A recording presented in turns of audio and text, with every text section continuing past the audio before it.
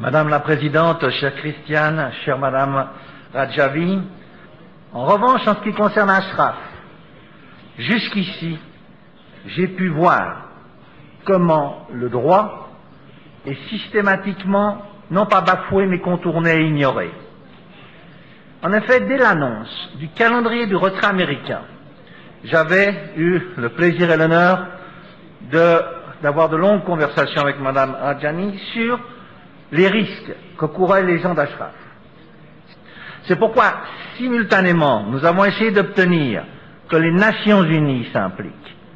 Après tout, les Nations Unies également ont un devoir de respect de la paix, et ce devoir peut les conduire à placer sur le territoire d'un État, particulièrement à la fin d'un conflit, des forces d'interposition.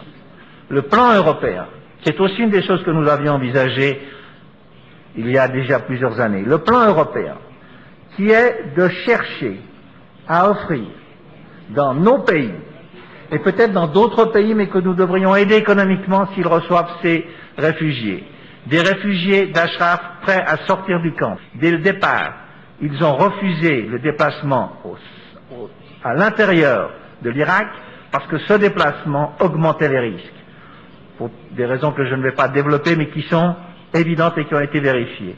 En revanche, le déplacement de ces personnes dans d'autres pays n'a jamais été, comme on le prétend, refusé par les Moudjahidines.